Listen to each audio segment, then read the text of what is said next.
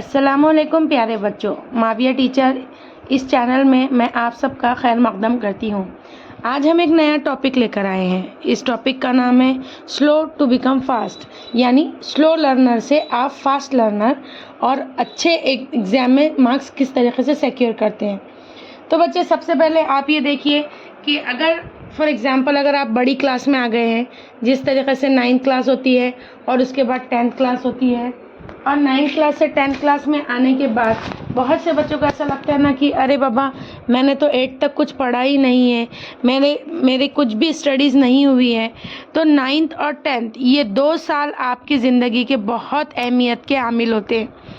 अब इन 2 सालों में अगर आपने 8 तक कुछ भी एजुकेशन नहीं हासिल किया है, आपने पढ़ाई नहीं भी की है, तो आप इन 2 सालों को किस तरीके से आप अगर स्लो लर्नर हैं, अगर आपको कुछ नहीं भी आता है, तो आप किस तरीके से 9th और 10th में मेहनत करके आप एकदम अच्छे परसेंटेज के साथ, कम से कम मोर देन 80% के साथ आप मार्क्स किस तरीके से हासिल करेंगे, आइए हम इस वीडियो में जानते हैं।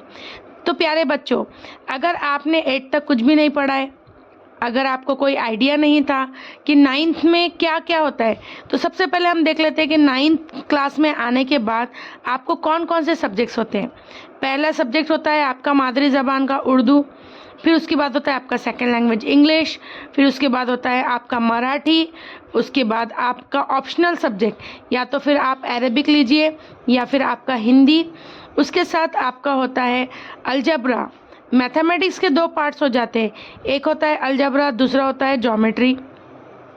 ये दोनों मिलाकर आपका मैथ्स कहलाता है, जो कि आप ना वाकिफ़ होते हैं 8th में। फिर उसके बाद होता है साइंस फर्स्ट और साइंस सेकंड, ये 2 मिलाकर आपके होता है साइंस। और उसके बाद आपका होता है हिस्ट्री एंड ज्योग्राफी, जिसको आप SST भी कहते हैं। तो प्यारे बच्चों, अब ये तमाम सब्जेक्ट्स आपको पढ़ना है 9th में आने के बाद, और सेम यही सब्जेक्ट्स आपको 10th में भी रहेंगे। मतलब 9th और 10th दोनों का पैटर्न सेम है। तो आइए बच्चों, हम ये देखते हैं कि सबसे पहले आपने 8 से 9th में आ गए तो आपने सबसे पहले क्या करना है। तो यहाँ पर मैं कुछ पॉइंट्स भी लिखते जाऊँगी और आपको बोलते भी जाऊँगी, समझाते भी जाऊँगी कि सबसे पहले आपने किस चीज़ पर फोकस करना है। सबसे पहली चीज़ होती है आपकी राइटिंग, आपकी हैंड राइटिंग, यानी आपका ख़त, खुशखती जिसे कहा जाता है अपने उर्दू में, आपकी खुशखती, आपकी राइटिंग सबसे मेन चीज़ होती है। आपकी राइटिंग, अगर आप बोला जाता है ना 100 बका 1 लिखा, यानी अगर आपकी राइटिंग सबसे अच्छी है तो 100% आप एग्ज़ाम में पास है। और अगर आपकी राइटिंग ख़राब है तो आपको मार्क्स बिल्कुल भी नहीं मिल सकते। क्यों? क्योंकि अगर आपकी राइटिंग ख़राब रहेंगी तो आपका स्कोर करना, कि आपका पास होना मुश्किल हो जाता है। इसलिए जैसे ही आप 9th में आ जाए, सबसे पहली चीज़ है अपना फोकस दें अपनी हैंड राइटिंग पर। अब हैंड राइटिंग सुधारने के लिए आप कौन कौन से तरीक़े इस्तेमाल कर सकते हैं, कौन कौन से तरीक़े आपने इस्तेमाल करना है।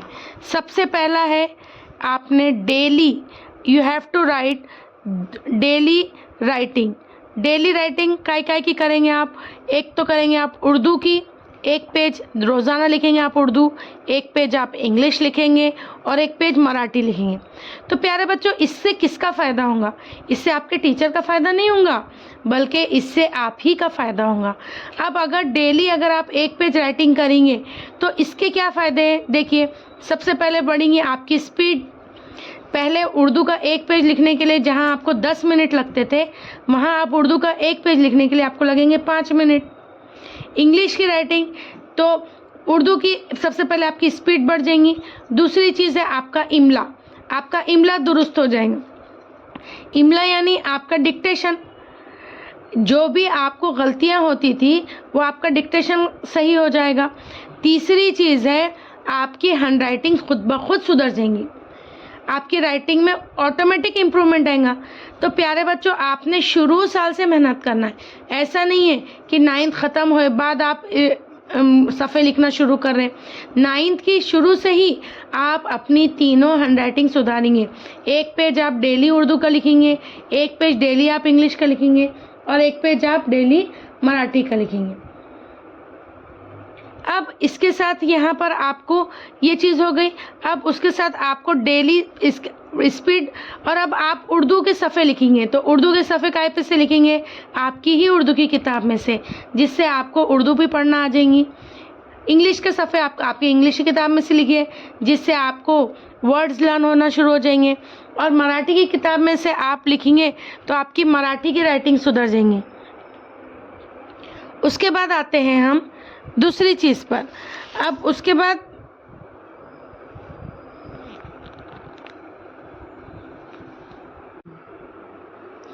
अब यहाँ पर आपने स्पीड बढ़ गई, आपका डिक्टेशन सीधा हो गया, राइटिंग। जब आपकी राइटिंग स्किल इम्प्रूव हो जाएंगी, ऑटोमेटिकली आपका ध्यान पढ़ाई में लगेगा। दूसरी चीज़ है एक अपना वक्त बनाना, टाइम टेबल। टाइम टेबल आपको बनाना बहुत ज़रूरी है। 9th स्टैंडर्ड से ही आपने 10th की प्रिपरेशन करना है। जब अगर आप 9th में आ गए तो एकदम से आप 10th में जाके 90% नहीं ला सकते। उसके लिए आपने 9th से पढ़ाई की शुरुआत करना चाहिए। अपना टाइम टेबल बना लें। अगर आपका स्कूल सुबह 7 बजे से 12 बजे तक है या 12 बजे से 5 बजे तक है, तो आपका बचा हुआ 6 घंटे, आप 24 घंटे में से 6 घंटे अपने स्कूल में गुजारते हैं और बाकी का वक्त जो है आप आपके घर पर गुजारते हैं। तो अपने घर पर वो वक्त को किस तरीके से यूटिलाइज़ करें, तो डेली आपने 3 घंटे पर 3 से 5 आवर्स आपने पढ़ाई करनी है। शुरुआत में आपको हार्ड जाएगा, मगर धीरे धीरे आपने इसको पढ़ना शुरू करना है। और जब ये आपकी पढ़ने की आदत रोज़ाना की लग जाएंगी, तब जाकर आपको 10th में ये चीज़ें हार्ड नहीं लगेंगी। 9th से ही आपको पढ़ने की आदत डालेंगे। देखिए, अगर आपको कोई बड़ा अचीवमेंट करना पड़ता है, फॉर एग्ज़ाम्पल अगर आप क्रिकेट के शौकीन हैं और आप एकदम से आप बोलेंगे कि मैं मैच जीत के मैन ऑफ द मैच बन जाऊँ, ऐसा नहीं होता है। आपको वक्त देना पड़ता है मैदान में। आप कंटिन्यू आप प्रैक्टिस करते हैं, आप कंटिन्यू खेलते हैं, और खेल कर जब आपकी मश्क ज़्यादा हो जाती है, तब जाकर आप मैच के विनर बनते हैं। तो बोलने का मतलब ये है कि एक दिन में सक्सेस हासिल नहीं होती। सक्सेस के लिए कंटिन्यू कांस्टेंट मेहनत करना पड़ती है, लगातार 8, 9, 10, तब जाके कामयाबी आपके कदम चूमेगी। टाइम टेबल बनाएं, अपना वक्त ज़ाया ना करें, दोस्तों के साथ ज़्यादा ना फिरे। और अगर आपका कोई दोस्त आपको घर बुलाने आता है तो उसे कह दें कि भैया अभी हम नहीं आ सकते, या लड़कियां हैं तो घर में भी अगर आप बहुत ज़्यादा वक्त ज़ाया कर रही हैं तो घर में वक्त ज़ाया ना करते हुए जल्दी अपना काम निपटा लें और पढ़ने के लिए बैठ जाएं। तो ये हो गया आपकी सक्सेस के कुछ राज। तीसरी चीज़ है, आपको मालूम होना चाहिए कि सब्जेक्ट वाइज मार्किंग स्कीम, इसके लिए मैं आपके स्पेशल मैं आपको एक वीडियो बनाऊंगी जिसमें मैं बताऊंगी कि कौन से सब्जेक्ट को आपको कितना परसेंटेज है, कितनी मार्किंग स्कीम है। जैसे फॉर एग्जांपल उर्दू का पेपर होता है तो उर्दू का पेपर कितने मार्क्स के लिए आता है, आपको पास होने के लिए कितने नंबर ज़रूरी हैं, आपने इसको कैसे सॉल्व करना है। तो फ्रेंड्स, ये था कि आप सबसे पहले खुद का मोटिवेशन और धीरे धीरे मेहनत करेंगे तो कामयाबी खुद ब खुद आपके कदम चूमेंगी। तो प्यारे बच्चों, मिलते हैं नेक्स्ट टॉपिक पे, नेक्स्ट पार्ट में, जिसमें हम बताएंगे सब्जेक्ट वाइज मार्किंग स्कीम। और आपको अगर मेरा ये वीडियो पसंद आया है तो लाइक, शेयर एंड सब्सक्राइब ज़रूर करें। जज़ाकल्लाह, थैंक यू।